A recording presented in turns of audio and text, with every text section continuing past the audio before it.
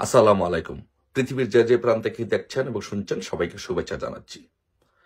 আজকে অত্যন্ত কষ্ট নিয়ে একটি কথা বলতে ইচ্ছা হচ্ছে যে আজকে আমরা দেখলাম যে আদালত চত্বরে বাংলাদেশের যাবৎকালের সবচেয়ে জনপ্রিয় সঙ্গীত শিল্পী মমতাজের উপরে ডিম নিক্ষেপ করা হয়েছে, লাঞ্ছিত করা হয়েছে। তাকে কোথায় লাঞ্ছিত করা হয়েছে? তাকে কোর্ট চত্বরে লাঞ্ছিত করা হয়েছে। যেখানে আইনের শাসন প্রতিষ্ঠিত হয় সেখানেই তাকে আইনের শাসন লঙ্ঘন করা হয়েছে। এখন আমি সেনাবাহিনীর কাছে দুটি প্রশ্ন করতে চাই। সেনাবাহিনীকে, বিশেষ করে সেনাবাহিনী প্রধান ওয়াকারুজ্জামানকে আমি প্রশ্ন করতে চাই এবং সেনাবাহিনীকে প্রশ্ন করতে চাই। জনাব ওয়াকারুজ্জামান, আপনি 5ই আগস্টের পরে দেশ ও জাতির সামনে বক্তব্য দিয়ে আপনি বলেছিলেন এই দেশ ও জাতির দায়িত্ব আপনি নিয়েছেন, দেশের মানুষের শান্তি শৃঙ্খলা আপনি ফিরিয়ে নিয়ে আনবেন।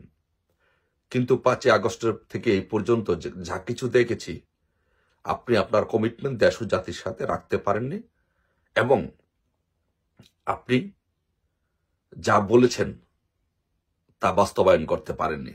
এদেশের মানুষ সেটা দেখেছে। বিস্তারিত বললাম না বাংলাদেশে কি হয়েছে 5ই আগস্ট থেকে। বঙ্গবন্ধুর বাড়ি ভাঙচুর করা সহ, এমপি মন্ত্রীদের বাড়ি ভাঙচুর করা সহ, মানুষকে রাস্তাঘাটে পিটিয়ে মারা, এগুলো হয়েছে বাংলাদেশে। আপনি আপনার কমিটমেন্ট রাখতে পারেননি। তারপরে আপনার উপরে এই দেশের জনগণ কোন একটু হলো বিশ্বাস রেখেছিল, যেহেতু আপনি সেনাবাহিনী প্রধান।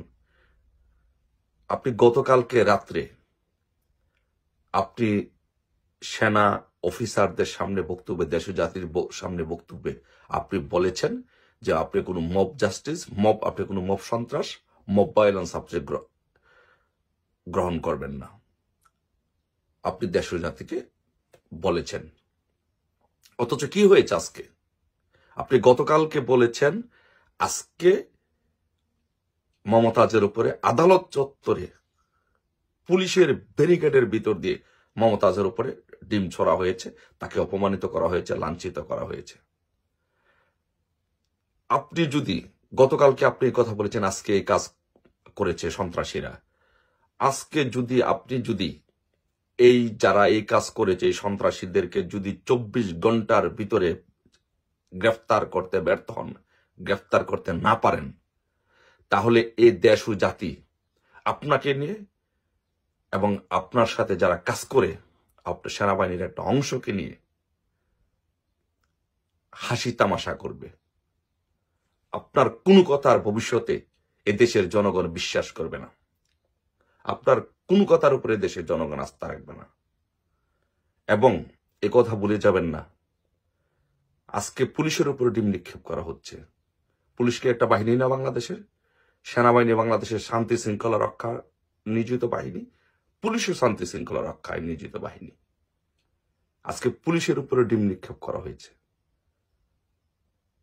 সেই ডিমকে আপনাদের উপরে পক্ষান্তরে পড়ে নাই, আর কালকে যে সরাসরি আপনাদের উপরে পড়ে নাই তার কোনো গ্যারান্টি আপনি দিতে পারবেন? সো আপনি আপনার কমিটমেন্ট রক্ষা করুন। আপনার কাছে অনুরোধ, আপনি সেনাবাহিনীর মান সম্মান বাঁচান, দেশকে রক্ষা করুন। আপনি তাকে যে ডিম নিক্ষেপ করেছে তাকে 24 ঘন্টার মধ্যে গ্রেপ্তার করুন। দ্বিতীয়ত, আমি যারা বিএনপির নারী নেতৃবৃন্দ আছেন, বিশেষ করে রুমিন ফারহানা, নীলুফার চৌধুরী, মনি, হেলেন জেরিন এবং পাপিয়ার মতো এরকম অ্যাক্টিভ যারা নেত্রী আছেন, তাদেরকে বলবো যে আপনারা যদি ন্যূনতম পরিমাণ কোনো রাজনৈতিক প্রজ্ঞা